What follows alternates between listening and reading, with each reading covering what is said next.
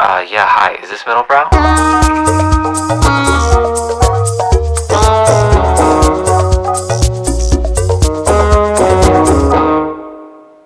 Hello. Welcome to the Middlebrow.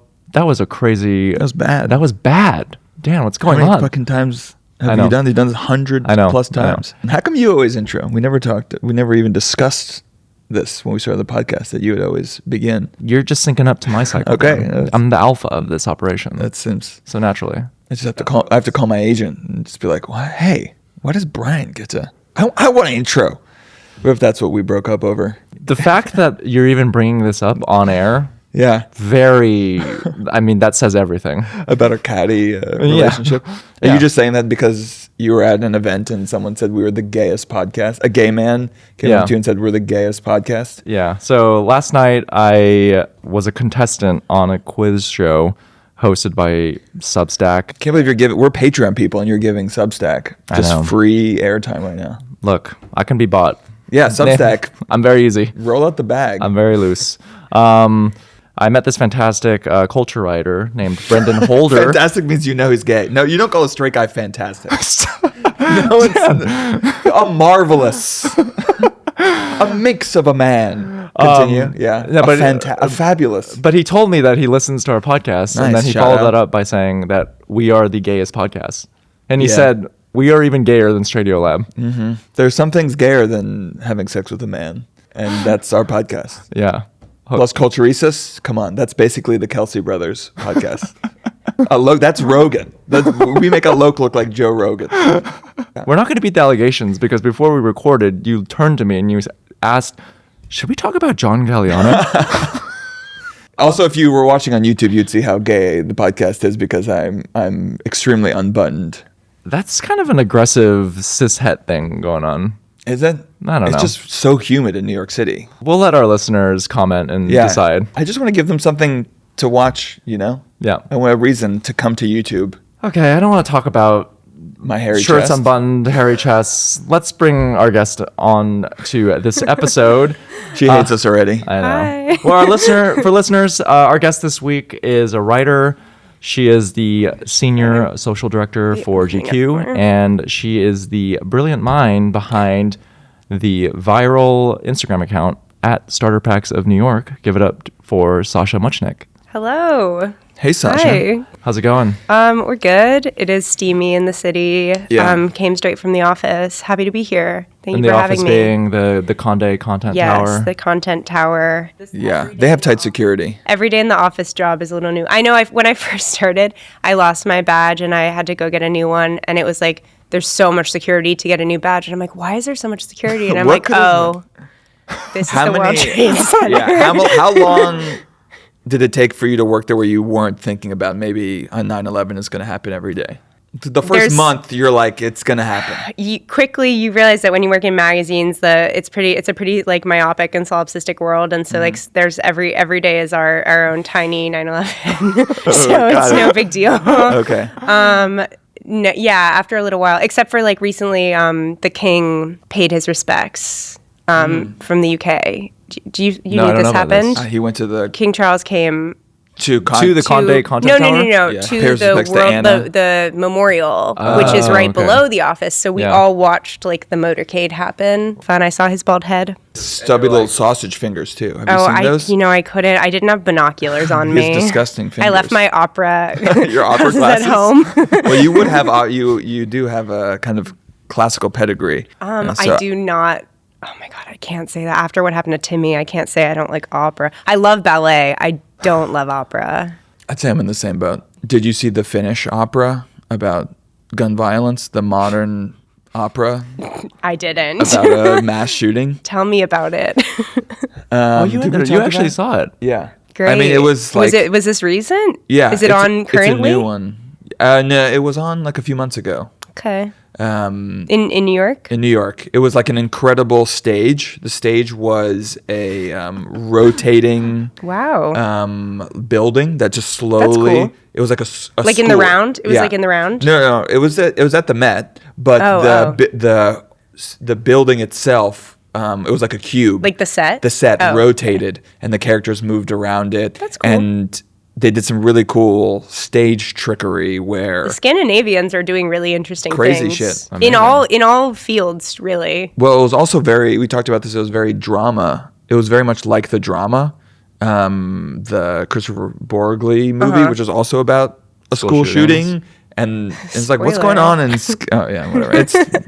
It's on Netflix. It's been a minute, yeah. Is this entertaining for our Melbourne listeners? How Dan is just recounting this An opera production that you have no way of seeing? No one will ever see it. You'll never see it, and you can listen to the music. I found it unlistenable. So I'm with you. I like a ballet.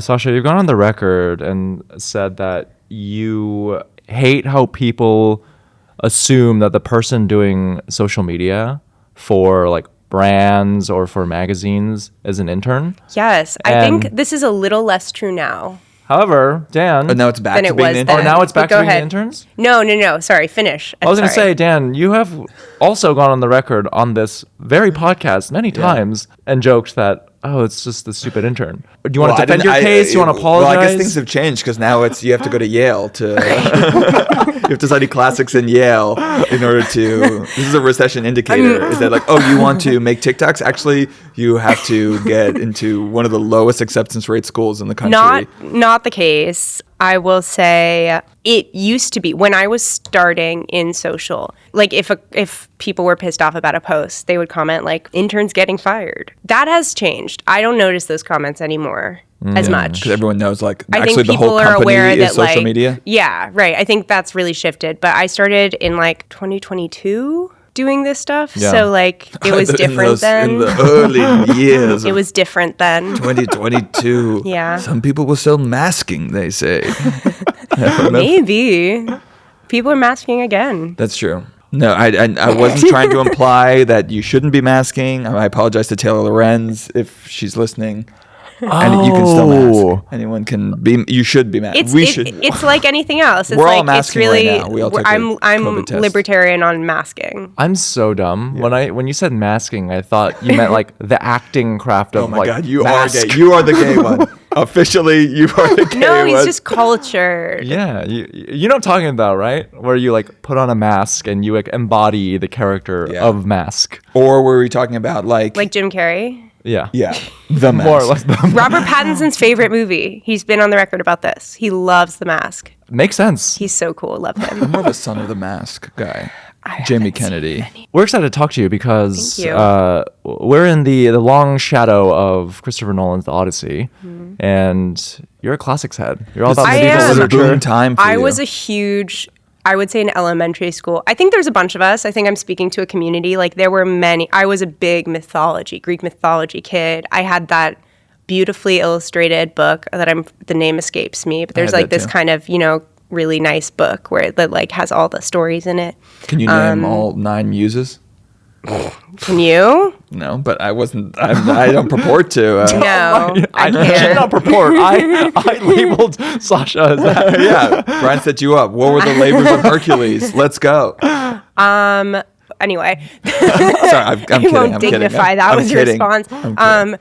But yeah, so I was super into that. And then I went to a kind of a hippie elementary school. And instead of having our 6th grade year, like one of the major kind of study units was like ancient Greek history and like mythology as well. Okay. And for our graduation, instead of having like a normal 6th grade graduation ceremony, they made it like Greek, like Olympics themed. We also performed 2 of Euripides' plays. We did the 2 Iphigenia plays, so Iphigenia in Taurus and Aulis, which is the story that the precursor to the Odyssey. That's why Agamemnon got murdered, was because he sacrificed his daughter Iphigenia to make the winds change so that they could be favored in war. Right. And I learned that Clytemnestra was so devastated that while he was away and she was mourning her daughter, she started, I guess, seeing another guy, and then they colluded to murder Agamemnon when he returned.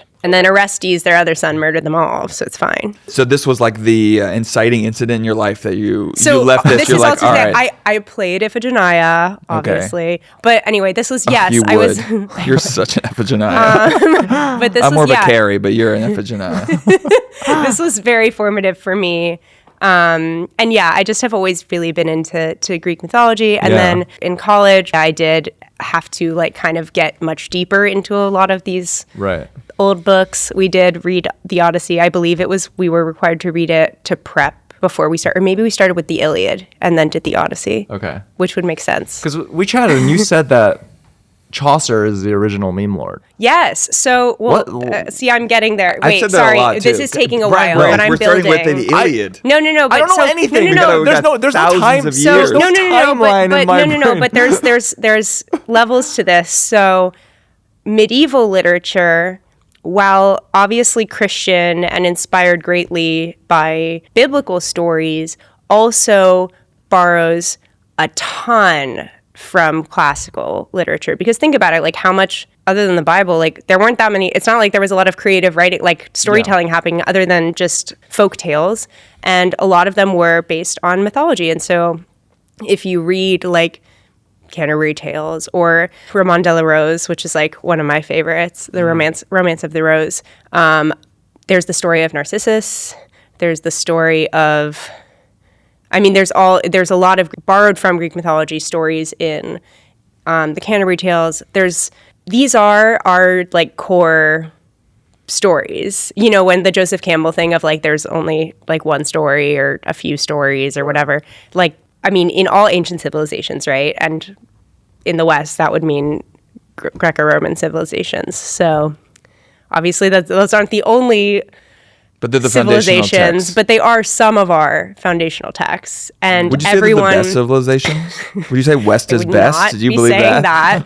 But I will say they are among the original ways in which humans related to the world and to each other and made sense of it, right? Yeah. And as we've kind of progressed, so many stories that have come since from Chaucer through really Shakespeare borrowed a ton from Greek mythology and from that history as well. Like all the way through contemporary literature, there are just so many points at which you can see like those texts being used either directly or allegorically or kind of in some sort of adapted way. Or in response to. Right, or in response to. And it's not that they are always right. Obviously, like, I know a lot of people had a criticism of the Odyssey that, like, the female characters weren't poppin' necessarily. And it's like, well, have you... Christopher Nolan. Well, no, but it's also, like, it's in the myth. Like, what do you mean by pop? Like, what? Or I just meant, like, they were like, oh, they were weak.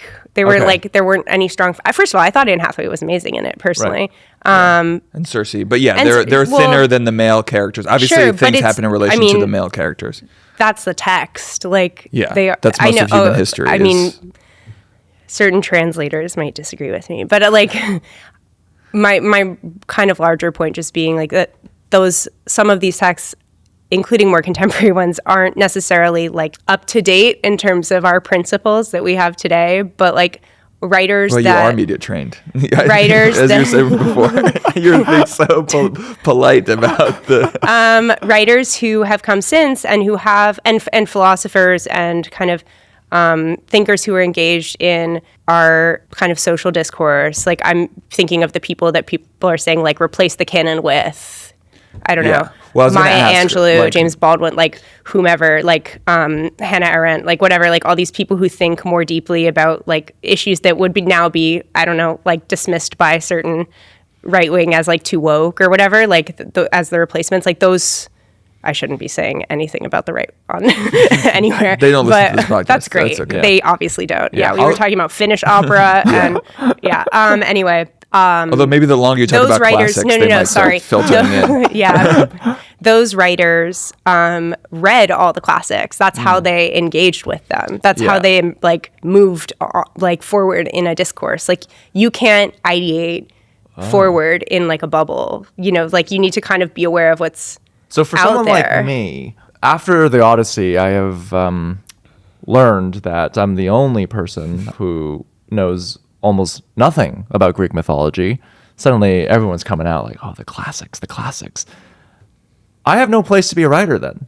I don't have the foundational... Am I spiritually devoid? No, I don't think that's true. But you've absorbed so much of those texts through. I guess the broader point is that like you've absorbed a lot of those myths through other. Yeah, texts. I mean, I turned to Dan after that. I was like, oh, this was like Finding Nemo. Yeah, right. Or like every other movie where anyone goes Star on a Wars, journey, whatever, right? yeah. Like, Okay. So it's not about you needing to have read the Odyssey. I think if you do read it or see the film or whatever, then you will see those like resonances. So for someone like you who you actually study medieval literature and this is like the core of your studies. My professors are going to see this and be like, or they won't see this, but like, We're sending it to they'll them, be yeah. like, They will they'll see be like, this. she did a 1-year master's. Like, she is not an expert. She can barely read ancient Greek. Do you also screenwrite? Mm-hmm. It must be impossible for you because for someone like me, I'm like, any idea that I have, oh, this is brilliant. This is novel. This is innovative. No one's done this before. Well- for someone like you're like, well, this was done. You have the weight. You in have the weight No, of no, no, history. no, no, no, no. Century. It's a way off me because if every story is the same story, there's no. It's just about telling yours. You know, Every podcast is the same right. podcast. It's like We're just I mean, I have can you still write a bad one? For sure. Can it be super derivative? Absolutely. However, the pressure of like newness. doesn't. It's exist. about what's new on the page. It's like, is the dialogue strong? Are the characters strong? Like, those are the differences. Those are the things that it's like. Yeah. It's Mad Libs. The story is already there. The spine is like kind of Sure. more or less invented. I mean, even if you like, you know, have you done like screenwriting stuff and like Yeah. they give you like the diagram of like where the action should happen or Right, whatever. right. Obviously, Did he save a cat? I don't remember that happening. what am I? Sorry, I missed. I did Save that the joke. Cat.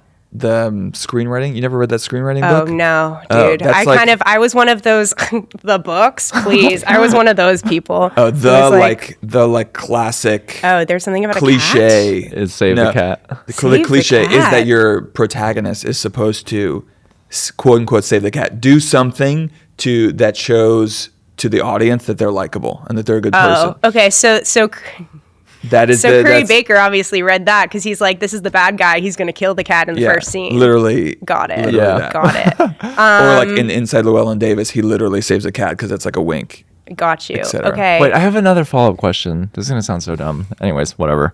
I'm approaching a lot of this with Near Zero, but I have bits and pieces and references. Obviously, I know like the story of Narcissus or like Sisyphus.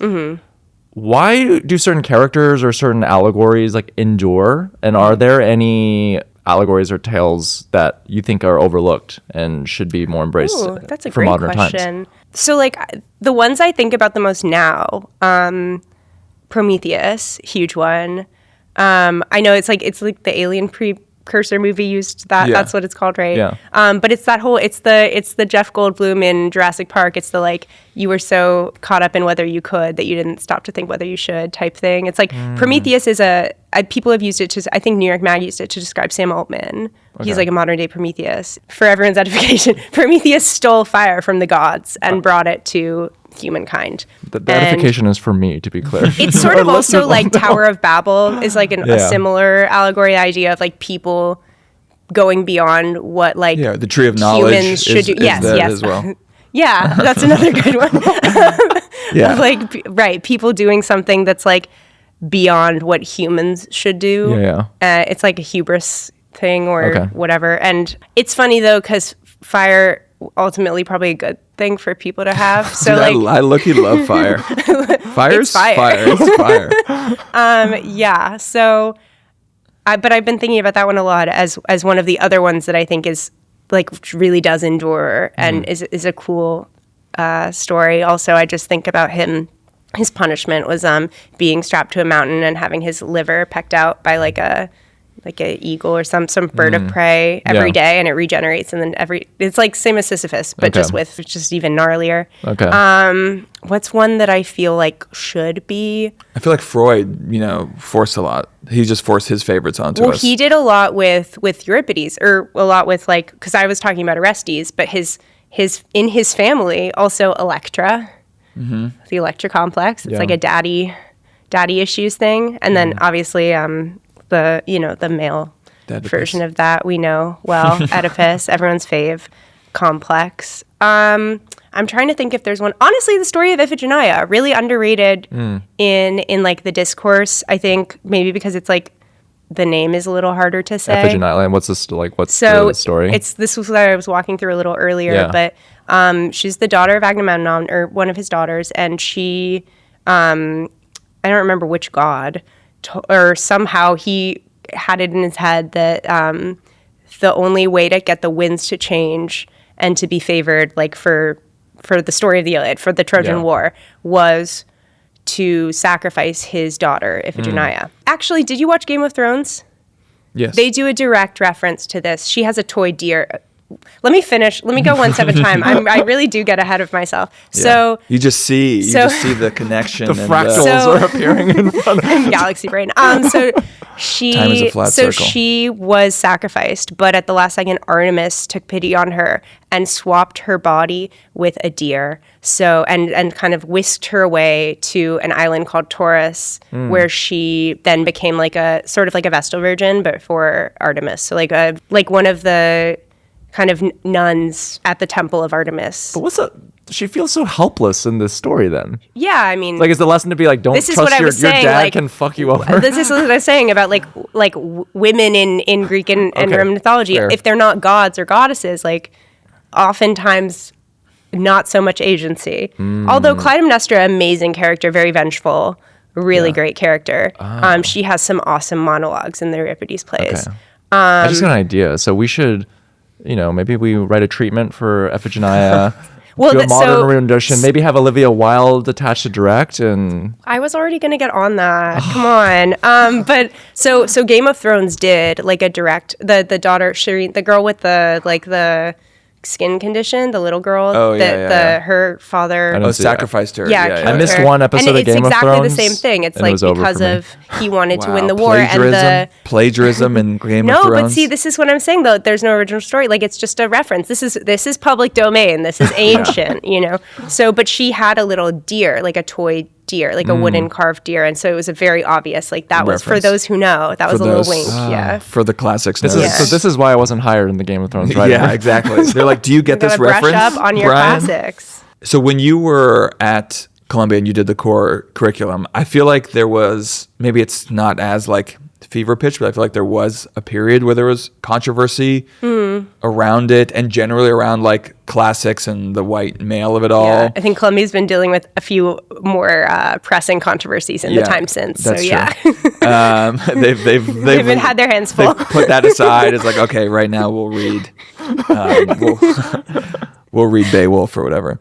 But I guess well, it's interesting now how that's kind of become like, it's become quite right coded, like Christopher Rufo Sure. and like whatever that Austin University thing where it's like, we're gonna do a university, we're gonna do academia like it used to be, where you're gonna learn Plato and Aristotle Right. and the classics, and this is the core of Western civilization, which seems to me like a very direct reaction to like whatever, I guess, the more postmodern Sure. deconstructed majors that are all about I don't know, taking down those like myths or queering them or whatever. And did you when you were like, I guess you're forced to do it at Columbia, right? Everyone Yes. has to read these. Did you feel like, oh, this is like shitty and not relevant, or do you think?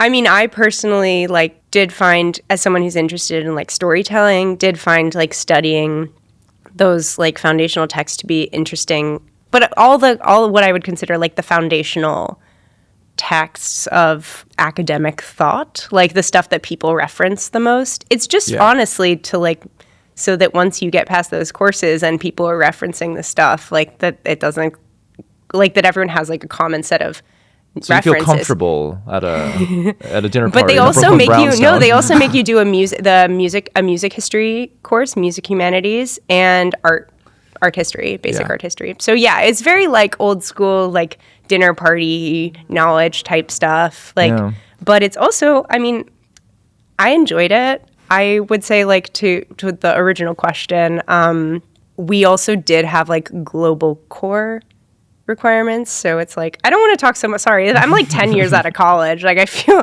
or not 10, Why is whatever. it college, Dan? But I'm like, Well, so I know about I just the don't want to core be one of curriculum. those people who just feels like talking about their college Yeah. experience so much. But Yeah, Columbia's paying you right now to but apply. the broader like point being, yeah, I always wish there's more of that. I do feel like I got a lot of it in other classes and stuff. I always think that a global perspective is really important. I don't think anyone should be like just focusing on, and that's kind of the right wing stuff that you were referring to. It's like then we should only be reading like these old Greco-Roman kind of Right, you're not like reading, classical, like capital C classical works.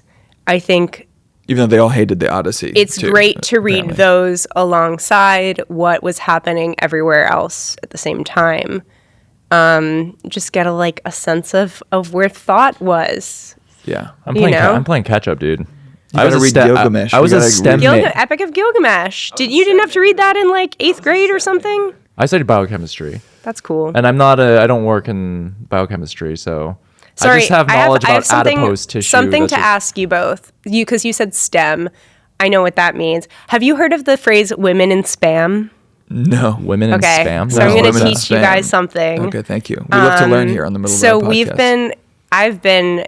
me and my coworkers are really in right now into this phrase, which I don't remember who coined it, which magazine or whatever, but it's women in, I think it's social media.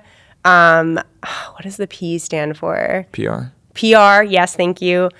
Advertising and marketing. So it's like spam. women in spam, which Okay. I think is so wonderful. And you just said STEM and it kind of like just Yeah. That's beautiful. triggered me. So I wanted to share So that we're with the class. women in spam. We're women in spam. You're women in Yeah. spam. Okay. We hang out in the Yeah. West Village. We love Blank Street. I know We're that's, women see, in I spam. hate that we're all grouped together. Okay. You think there are layers to the spam? Well, the thing about spam is that it is kind of all mixed up. Yes, it is. together. It's not- It's So a it's congealed not- amalgamation Yeah, of it's not layered. it's mystery meat. Yeah. Who's the most powerful of all the spams? Well, I wouldn't cross a PR girly any day. The PR girlies are scary. Yeah, they can crush you.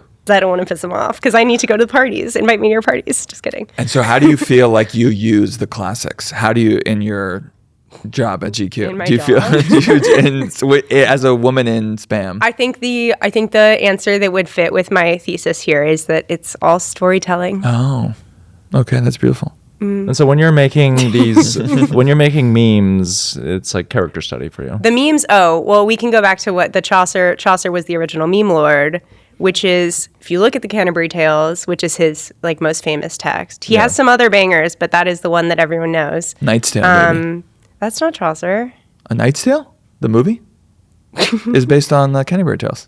No, it's not. Green Knight. You're talking about Green Knight. No, oh, about A Knight's Tale. A Knight's Tale. Sorry. I thought you were talking about the Dev Patel. Sorry. No. You're talking about the Heath Ledger. The Heath Ledger one. Sorry. Yes, that's back. am in I the day. wrong? No. You're right. That's sorry. the only thing I know. I'm so sorry. No, it's okay. I was prepared to be wrong. Wait, No, what's no. Green Knight? I saw Green Knight. That Green was great. Knight. Yeah. Whatever. We're getting off track, guys. Sorry.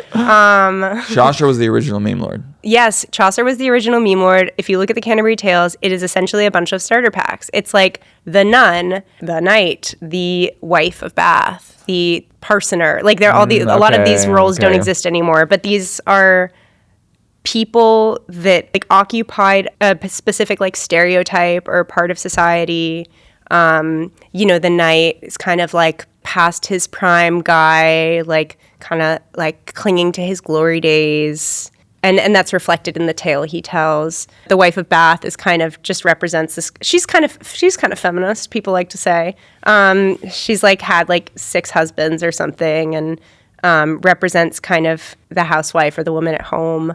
The prioress, the nuns, like they all just are. They're supposed to be these kind of characters that the reader or the listener, if someone was reading it to them, is meant to understand that they kind of stand in for like a whole group. Right. So like the West Village girl. Right. The like, I don't even want to say this because like this is like I think a great idea that I would like to cook at a later date when I don't have a full-time You gotta say job. it. But You have to I think, put it down if you did permanently a modern, here. You saw the signs. If you If did you a step modern, into the studio, if the you did IP a modern, belongs to- that's fair. If you did a modern Canterbury Tales, I actually did this. Wait, what am I saying? I did this for the Decameron for cultural fan fiction way back in the day. Decameron and Canterbury Tales, the same story. It's the idea of I did it as a group of influencers going to Tulum. But they're all representing a different niche. And it's a satire, Do you get what right? I'm saying? But The it's this idea Canterbury Tales? if there was, it is. I would say it's more of a social commentary than a full satire. There are parts that are very bawdy and meant to be silly, and it is all the way through a cultural critique in that Chaucer is working on multiple levels so that every single character is being scrutinized and their role in society is being questioned, made fun of, explored. But he's doing it through the premise of the frame narrative of each of them is on this journey to Canterbury, and they are spending the time by telling each other stories. And so each person's story reveals a lot about their own personality and their own values and intentions. Oh, dude, I'm so I went to an acting school here in New York Wait, for a couple STEM of years. and acting? It makes no sense. No, it's awesome. But That's how you become a podcaster. Yes. we studied this text called the Spoon River Anthology. And it was written by this poet named Edgar Lee Masters, and it was poems, each written by a different character about the life they lived and how they died. And the whole exercise was to take the text and interpret it in 3 to 4 different ways. Like they do with those TikToks where you're happy, sad, disappointed, flirty. He just fucking ripped. Edgar Lee Masters just ripped Canterbury Tales. But that's to the point earlier. I know. It's all telling the same story. There is one or a few stories and we're all telling them, but that's kind of the fun. I actually like adaptations. Oh, that's Hamlet. I like adaptations almost. I mean, I don't want to say more than original stuff, but I have fun seeing okay, you took this source material and what did you do to it? I want to that's talk interesting. about with your starter pack memes for our listeners who aren't familiar with this style of social media content.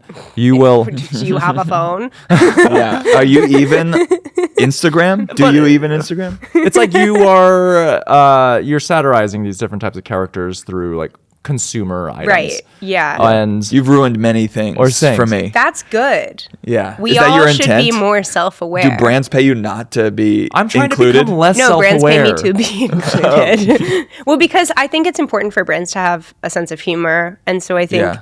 I love when brands are self-awareness. funny and ironic and Right? use, brands when have the brands are potential. quirky. and use tools of postmodernism to sell me more shit. But I do think it's very even brands way beyond brands that I've worked with. If you look at the ones that are most successful, a lot of the time they're doing something tongue in cheek. They're winking that they know that this is whatever. Those ads always travel. Oh, I agree. think. Yeah.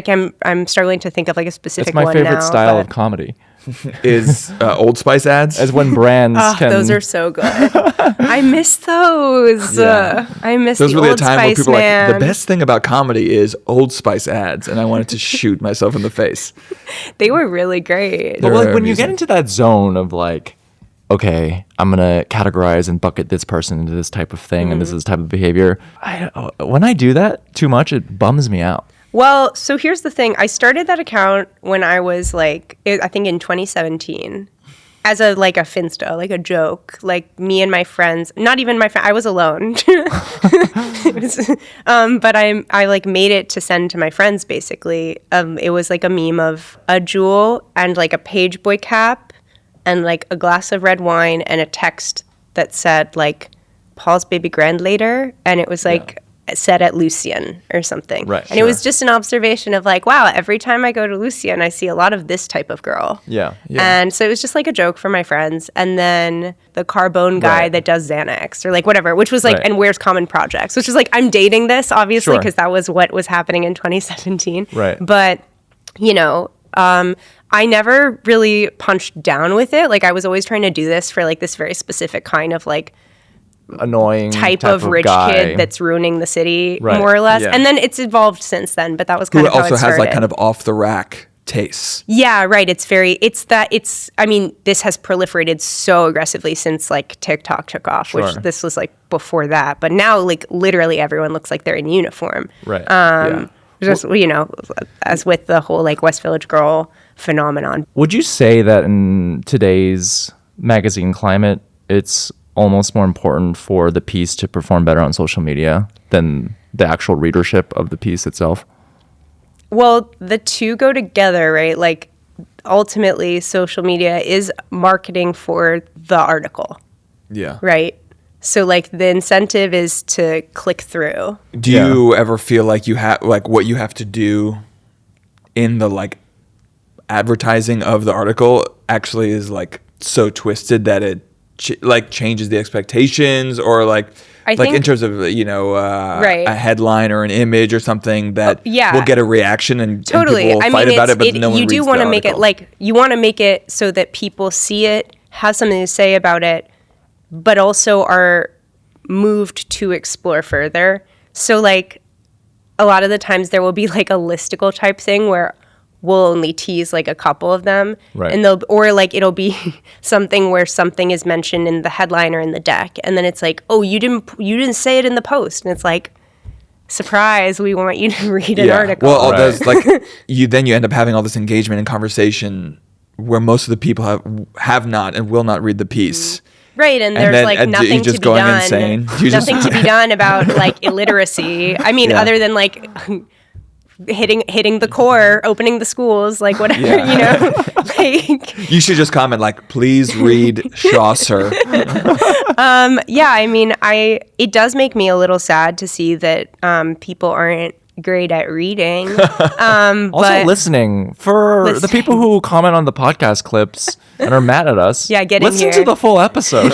No. A lot of context gets Why lost. would we do that? Why would we not just listen to the 30-second snippet?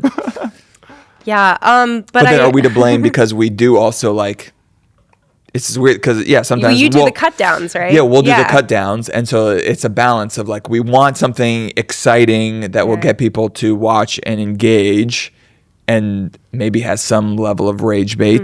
Mm-hmm. But then you also want them to like actually listen to the full thing for context. I will concede, like, I really don't listen to that many podcasts or watch them, but I do see all the cut downs, and I have thoughts, Yeah. But I super rarely will go and be like, let me go check out the whole episode. Yeah. So guilty. Okay. So you're doing the same thing that you don't I like know. that people do for the articles. It's almost like do as I say, not as I We're do. all I don't just- know. We're all just fucked in Yeah, this short it's just the attention way it span is. economy. This is kind of random. What's your beef with James Joyce? Oh, Oh. it's so fun. But it's important that I have some books that I don't like, right? Like I don't know. Otherwise, I would just be like, you have to have taste, right? So I just don't like. You just decided. At I one find point. his, I would say, so you're talking about my love hate list that I I'm not did talking about for anything, I Dream don't know. Baby. I will say, I did write. It's James Joyce and his fans. Oh, right? you Isn't like that- what? Like the check sad the- Irish people who isn't go that to what Dublin read- on. check I the don't know. receipt. I have a cut down version of the Okay. You do receipt. say these fans. You don't like the people who go to Dublin on June 16th. No. It's really like who when celebrate literature. when you're a girl who likes, or maybe a guy, whatever. Mostly, I would say this is something that plagues women. When you're a girl who likes artsy boys, literary sad boy type boys, which there were a lot of in my college experience. Sure. Vanishingly few You today. very often will come across one who really likes James Joyce, who doesn't play about James Joyce, and. And so are you just a projecting big your red personal flag. feelings No. about a certain guy I actually would onto? I would say this really is one of less the- something that I've been a victim of because I mostly date guys that proudly say they don't read, which is good. Only one person in the relationship Yeah, should you read. can't have two readers. I Yeah. think what we're getting at is that generally people don't like men who read. Because if we're talking about the fans, I've heard it all. it's a- People who are into Jonathan Franzen, so fucking annoying. David Foster Wallace, fuck that. exhausting. Haruki Murakami, Cormac guys. McCarthy. Or fuck that. No, but We're just- McCarthy and Murakami are fine. I would say Franzen is on the red flag list. I would say How many I of don't these like people are there? Faulkner either, but I have come to respect Faulkner with time. I think I was just like really reading too much of it in high school. It's just to me like, where are you finding these scores of men who are reading Faulkner? I literally Joyce is unique in this way. I don't know why guys like it so much. I don't care. You like James Joyce. I do like James Joyce. Yeah, guys like James Joyce. Find me a woman who loves James Joyce. I can find you plenty of women. Really? Yeah, there are women who have done entire annotations of. That's great. Good for them. Of James Joyce. They're You think allowed. you think Maybe it's- only women should be allowed to read it. I don't think men need all that. I think they're already. I think you think Joyce is excessively masculine. Yeah, super. All his what books does he have where a man doesn't like masturbate in it? That's Well, yeah, also but- Haruki Murakami too. That's any good book. Any good book has one masturbating scene. And look, I actually am not against like Have you read his love letters? not where he anti-masturbation talks in about Nora's literature. farts? Yeah.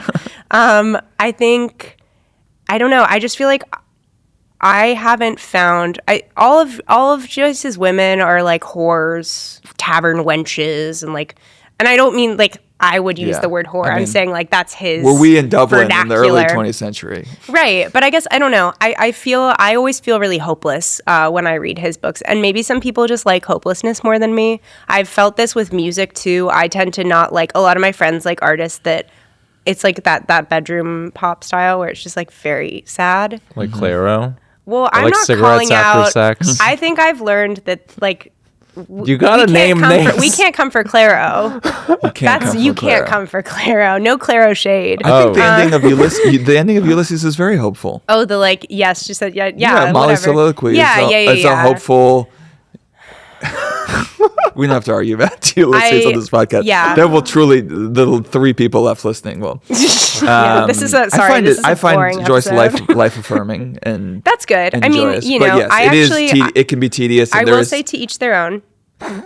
yes, and it is also like I made it through Ulysses. You know, I understand Finnegan's Wake. Like, Yeah, I think I just find his work to be masculine and not really in a way that opens up the mind of the male reader. Like I think I like texts that engage more with vulnerability rather than like only portraying men who are, which is, you know, Freud did say the Irish are impervious to psychoanalysis. Like this is which I learned from The Departed. the great Irish text of our time. Yes, actually, like, see, that's the Irish text I want to be reading. Is there a Also a remake, by the way, adaptation of. Is it? Yeah, an Internal Affairs, the Hong Amazing. Kong movie. Very cool. I feel like I like stopped mid sentence is what I was saying about Joyce, Yeah. but basically, like, yeah, I guess I just don't find it. I just don't like it. Like, sue me. Yeah, he I doesn't don't know. slap. Yeah, That's what doesn't he slap. It doesn't. I'm gonna make slap. Brian read The Dead before our next Plenty session. of people think it slaps. Like, if they don't need me. I am not going to don't read need it. you. No, Dan. I think I you- have met so many friends who are like, I'm part of this reading club. It's 10 months long. It's tackling Finnegan's Wake. And I'm Wow. like, why would I do that to No one, myself? no one. men- I don't believe anyone's read I think Finnegan's like Wake. this funny thing about like a lot AI. of we've been talking about like the male books, the male coded, like the dude canon. Well, I do want to get into the baddie canon, the women We can analog, start. women's analog. Let me say something about the dude canon Dude first, canon. which is like there's a pattern here, which is these are all tomes. like doorstop books, right? And I feel like there's something like, do men want to punish themselves? Like, can they only read if it's like the same as like going to the gym, like but for the mind? Like, you know, I feel like there's something very silly about just like it needing to be some big hurdle that's going to take you forever. Like, think just you're onto hit a something. beach read, All man. right, I won't read Donna Tartt's The Goldfinch. You know, it's too you long. haven't read it yet? I haven't read it yet. I do want to read yeah, Roberto Bolaño 2016. Oh, that's a great book, though. That's a a big book. doorstopper. That's a doorstopper. No, that is dude canon too because I read it because of a boy, but that's okay. Wow, I would But it never is read for a boy. good. Have you See, read? maybe the thing is like most of these books that I don't know have become cliches and doorstop. They are actually quite good. A lot of them, yes. And that's, have you read For a Girl? Have I read For a Girl? Yeah. Have you read? I saw. read two Yeah, them? I read the. No, I I'm read, Like- like you read a Bradley book Cooper because and of a Suki girl. I read Waterhouse the in the Park? Argonauts. The Argonauts. Oh, really? Yeah. Oh, look at you. For a girl. That's some That's like a Barnard feminist theory type book. I Yes. read that for my There was a feminist period theory where that class. was on the bookshelf of every single woman I went on a date with. Definitely that was my type. In my parents' home, it is for sure on my bookshelf. We were yeah. dating Between like a Roxane Gay book and like Yes. White Teeth, I think. That's and That's we my can starter keep pack. going on what's in this. We were dating list. different women. My On year my of list, rest it was and like my year of rest relaxation. and relaxation. You were dating. But- It sounds like you were dating. I shouldn't say any of this. Say it. Say That's it. no. Say it. We're doing the starter I pack. can't. Say Yeah. it. No, Say it. that's. I would say your girl sounds. This is not your. I'm not reflective of the girl you're currently dating. okay. I'm saying that sounds like a more unstable person. I did and get this ghosted. sounds a little more. She goes to protests. Type. Yeah. You know. Yeah. the Protest- armpits not She shaven. was masking for a while. Yeah. But yes, so that canon is you're Yeah. so E- correct. Every person I dated a woman before or after right? me. Yes, so, I would say there's a queering here. Yeah. So are there certain red flag female authors or like books that are part of the Oh, yeah. Who women's are the canon? red flag female Where authors? for Well, our but see, for our male for but our I'm gonna listeners who- I would say I'm gonna let women have it because I think that That you're too media you're trained. coping. I think it's okay to really, really like and like be a lot about a Joan Didion or a Sylvia Plath or like these like allegedly death problematic. wishing like these very, very sad women with a lot of hang-ups about themselves and the world. I think that's all fine. So they get a honestly, pass. I think it's like sometimes you want to wallow in those feelings and maybe that's okay. However, I would say that like list is, I actually really like some of these authors, but I just think in moderation, right? You don't want to be too deep in a Didion tunnel. It can get scary in there. That's why you have to balance with some Eve Babbitts. Like you need the party girl in the mix. Okay. You can't be too dark and I think it can just get, yeah. weird. The Didion can. yeah. I mean, I wear on you. love, like, it's not personal, but, like some girls are really intense about the White Album, and that's like one of the darkest books ever. And then where So- does Jay Shetty's Think Like a Monk fit into this? Am I supposed to know what that is? Thank God Sorry. you don't actually. Cut that. I don't know what the fuck No, that it's is. like some podcaster. Oh yeah, I don't do that. I don't actually. I barely do like contemporary literature, honestly. Whoa. Shots fired. Except for all the books my friends write. Nothing after 1300, actually. We're like inverse. I only do contemporary Yeah, literature, I've and now done I'm it. like, I've okay, done I it. gotta I gotta hit the classics. Are you I in a will book say- club? Am I in a book club?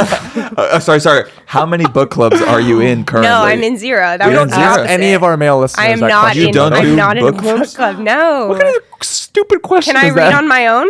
No, I don't know. Sometimes you enjoy, as someone who probably was in many seminars in college, I'm maybe sure- you missed that experience. I think I. or you so- didn't want to listen to your friend's stupid opinions on books. I will say for a while. Okay. You know what? I am in a spiritual book club with my sister. Okay. She is amazing and so smart, and I would say Ooh, in what a many great ways question. very different from me, and also because we grew up together, like we have a shared brain in the way that like siblings do. Often,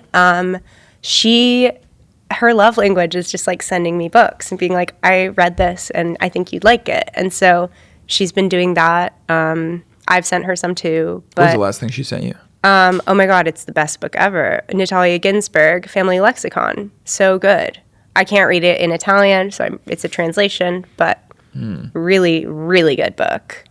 Wait, You wanted to talk about translation. Well, I have a couple questions. One, we have a lot of performative male listeners. Great. You are a meme lord. Sure. And we know the performative male book memes. They always, it's the Didion, it's the Otessa.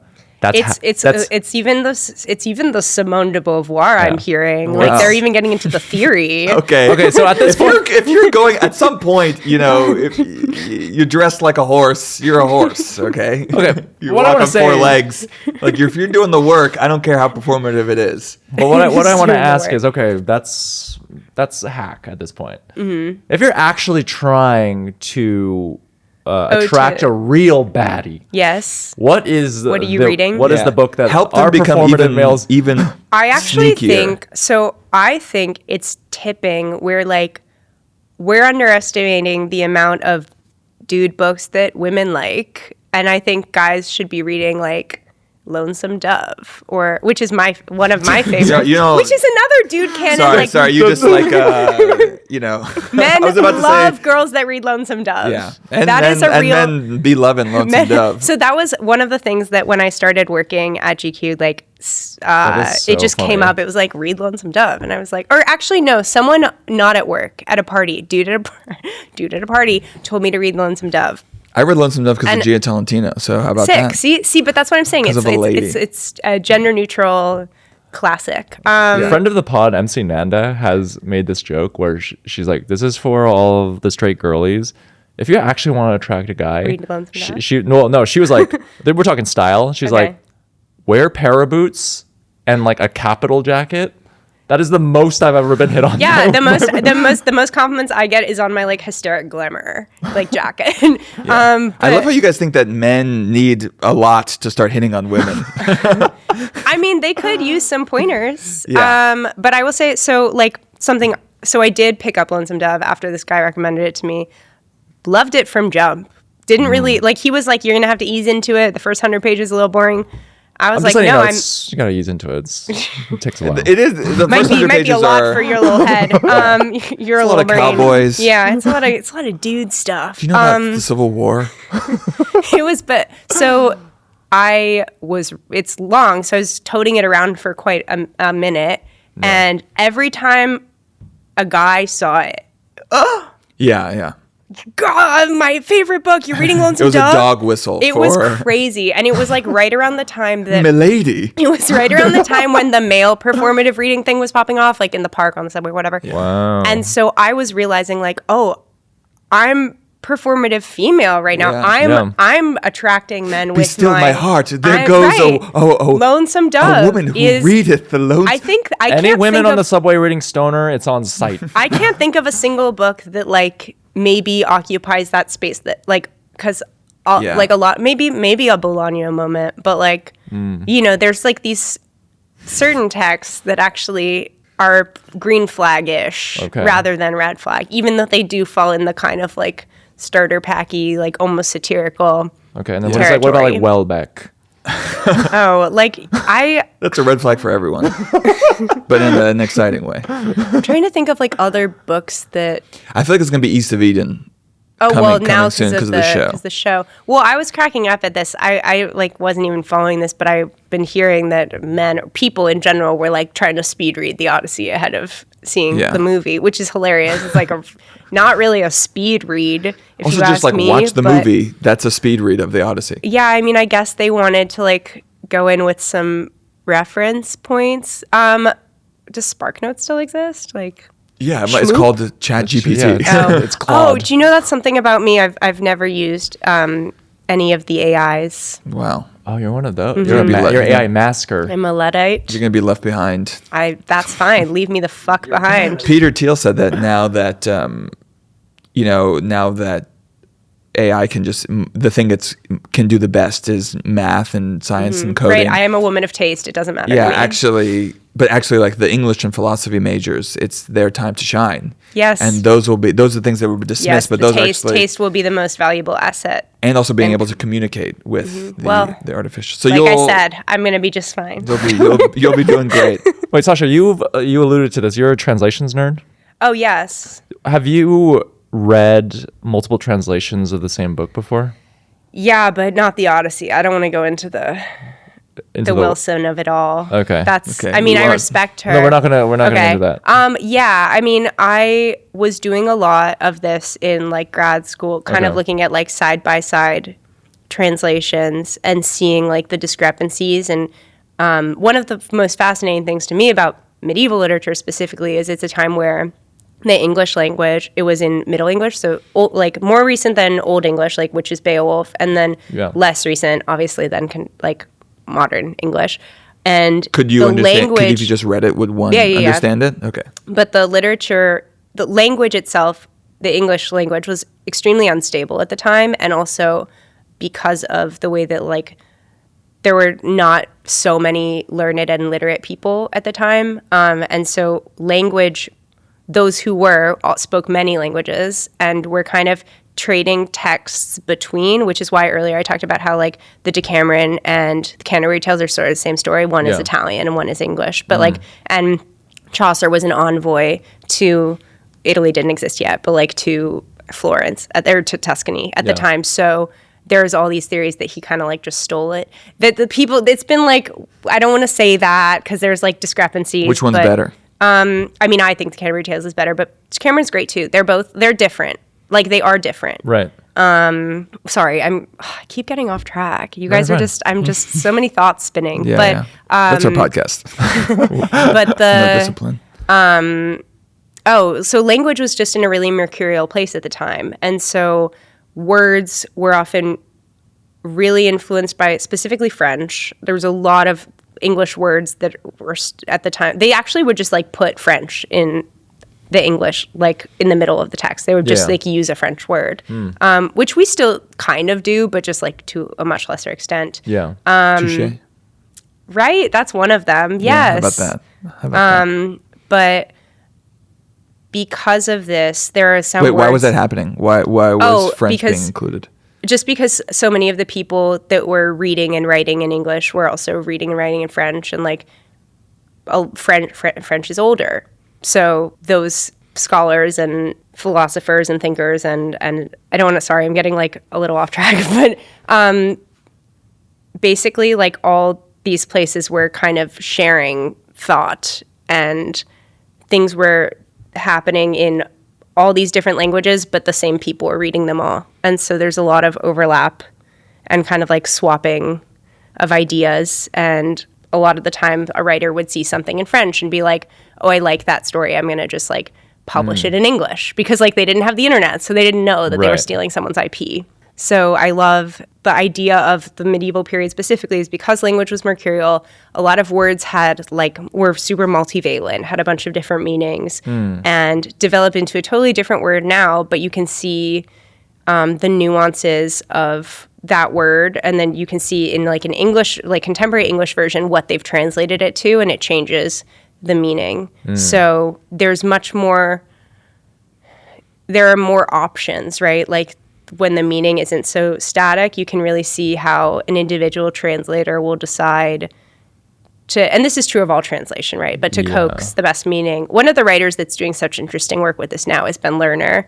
Like his, like a lot of his books deal with that idea of like trying to speak in a non-native language or think in a non-native language or communicate in a non-native language, and the way that that's limiting, but also in some ways maybe freeing, because you can think a little like abstractly, or like there's limits. You know, a lot of artists say that it's nice to work with restraints. Well, things can have multiple meanings. I think in Leaving the Touch of Station, when he doesn't speak Spanish right. That's the book I was thinking the most of. Yeah, he doesn't understand what people are saying, and in his mind they have multiple possibilities at the same time. And so that like that openness is actually kind of like poetic and interesting. I see. So for, if a translation is deemed quote unquote good, I guess for your average layman, are they striving for like literal accuracy? Right. Well, see, this is the other question, right? Because you have like someone like an Emily Wilson doing like a contemporary translation that is meant to be digested today and like uses colloquialisms and like engages with an original text in a way that feels like it resonates with a contemporary reader, rather than being really archaic and like kind of not being as relatable, right? Or being kind of like a lot of the other translations of the Odyssey, most translations of old books feel old and dusty and like hard to relate to. So there's a benefit. They're written like Shakespearean language, right? Almost. But there's a benefit to both, right? Like it depends on what you're reading for. If you're reading to relate to something and understand it and just kind of like absorb the themes and not actually for the style. The style. I mean, but it's hard because style is really hard to translate too, regardless of how old or new the translation is. But I just think that there are different, right? The effect. I mean, that's the other question, right? Do you translate a sentence like exactly This is actually, there's like, Beloche does a lot of like wonderful work on this. I think he's a book called like There's a Fish in My Ear or something, Fish in Your Ear, which talks a lot about this, like just what gets lost in translation and how sometimes those losses are actually interesting. It really depends. Like there's obviously such a thing as a bad translation, but there are many such things as a good translation, and it doesn't have to be That's like. what I'm gonna say. Like if something's like a bad translation, Well, like like- someone like you who's like well versed and Like you have a deep I understanding, you'd be wouldn't want to oh, read my translation of any of these books, okay. like because I'm not like, you have to be so good at a language to be able to like coax meaning out of it. That's like, I have a couple friends who actually do professional translation, and I find it insane and very impressive. I have a friend who does Russian literature translation, which is insane.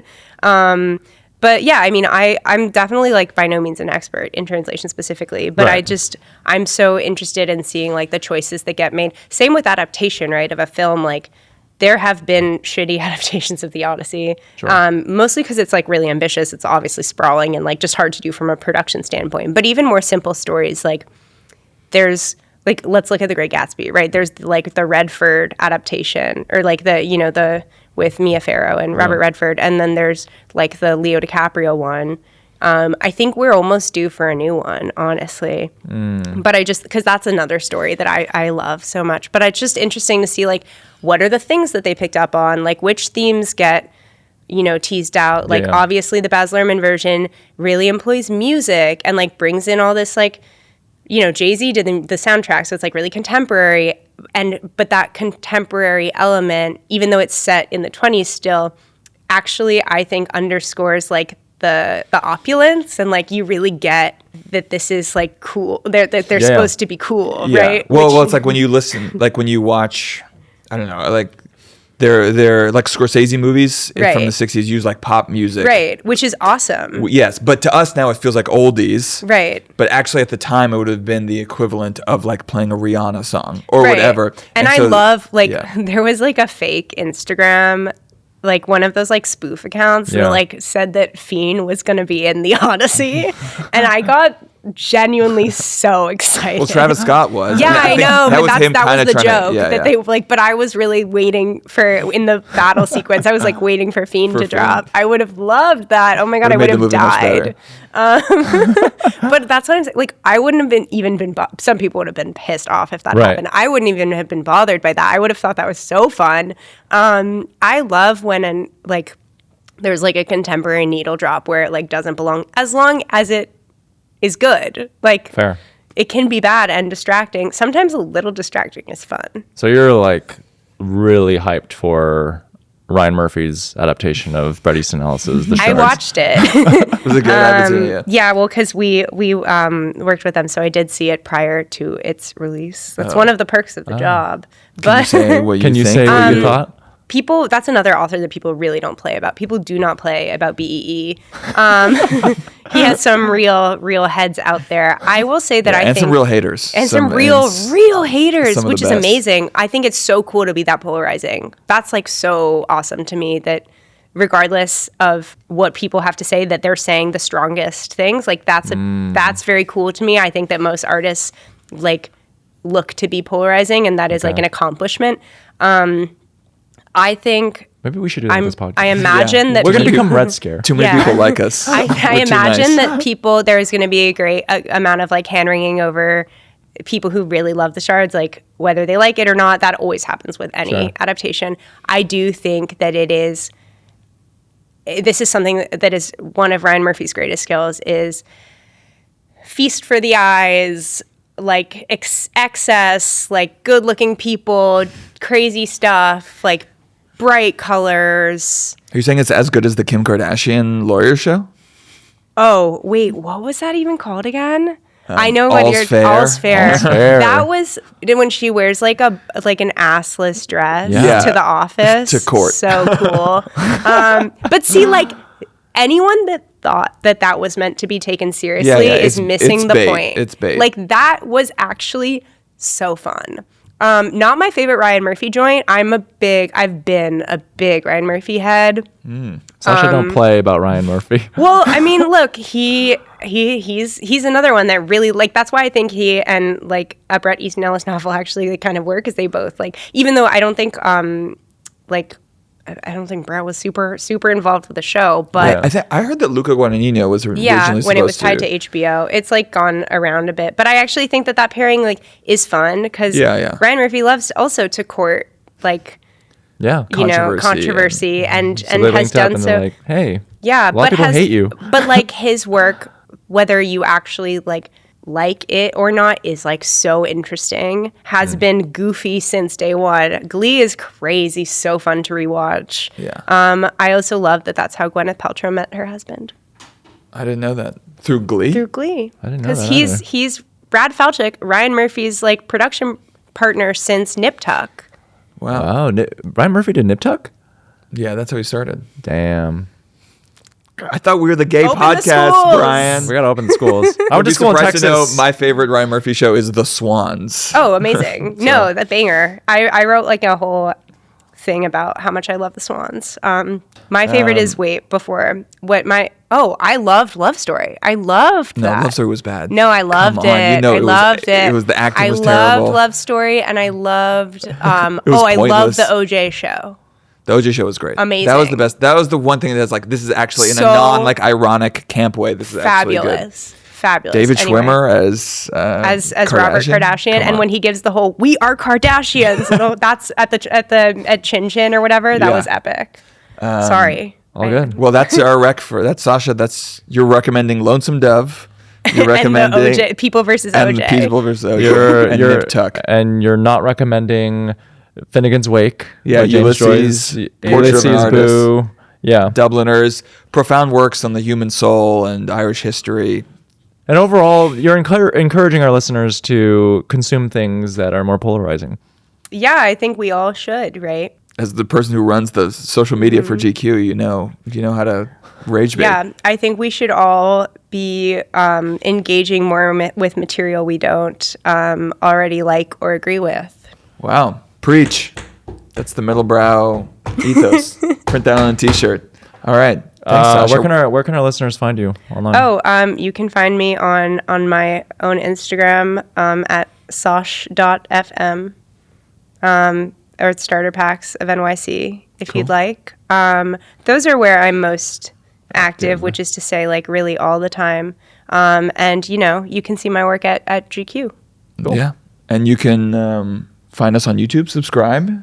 And obviously, we got the Patreon, Brian. There's no point in plugging the Patreon. We got the Patreon at the very end. We got the our true heads who would subscribe to the Patreon. Okay, listen. bye. Bonus episodes. See you next guys. week. Bye. Okay, that was Middlebrow.